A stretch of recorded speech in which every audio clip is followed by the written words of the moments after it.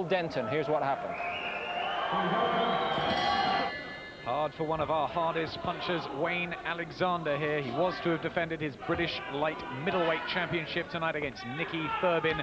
An injury forced the Latin boxer out, and Alexander marks time against an oddly effective journeyman in Birmingham's Paul Denton. Never know what to expect with Denton, but for a welterweight rising to fight our heaviest-handed light middle, an unenviable task, Jim. Yeah, definitely one of the biggest natural punchers we have in British boxing today. Also one of the most exciting. He'll be a little bit feeling down, I would imagine, the disappointment of not defending his title. But he's a good pro, so I'm sure his concentration will be where it should be, and already he's looking to tee off. Good lefts and rights from Alexander in the blue and white trunks. Good hand speed and an uppercut, and Denton takes a count very early in the first round. There's the power from Alexander, and a weight division between them. This may not last much longer. Alexander, who won the British title with a terrific bar brawl against Paul Samuels, turns southpaw. Good lefts whipping in, and Denton looks like he can't take much more of this, down for a second time. And Alexander, ever the professional, waits to strike again. Denton is counted out in the first, a sensible stoppage. He was blinking and obviously out of his league and out of his weight, which was much more important. Yeah, a great picture. I mean, the fight wasn't even competitive. On paper, it looked like a little bit of a mismatch, and you hoped maybe Denton's put up some good performances in the past. You hope maybe he could rise to the occasion, but the job was just far too big for him, I'm afraid. Should the board have allowed it?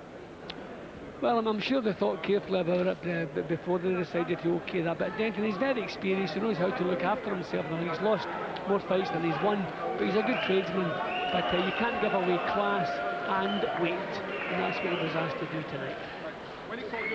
Well, Paul Denton is fine, and Wayne Alexander continues to knock them out. See, he couldn't even get any punches off here. He was feeling the power of those shots, even as they landed on his arms and shoulders. He could feel the natural power that Alexander has, so he didn't want to come out of that shell, and a little uppercut followed by a right hand, caught him in the chin and dropped him. And more of the same. I mean, he couldn't open up long enough to throw punches. As I say, at this point he was feeling the power bursting through his defences. 23 knockdowns in only 15 fights for Wayne Alexander. Maybe our hardest puncher. Nassim Hamed could argue with that. Well, certainly he's up there beside Hamed, I would say.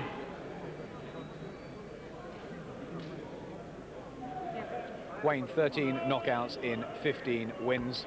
But should Paul Denton have been in the ring? Well, I mean, somebody had to be.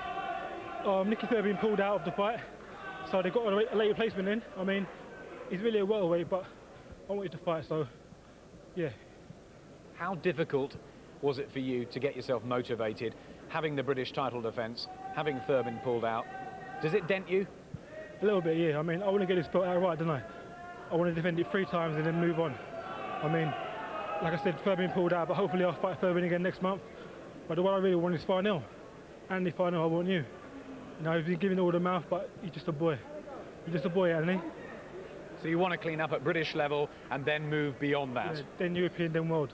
I'm ranked number 2 in Europe, so hopefully I'll get a European title shot end of the year or next year, and then the world title. So you want Farnell, and what will happen? 3 rounds, the most. Thanks very much, Wayne. Take care. All right, thank you. Well, that's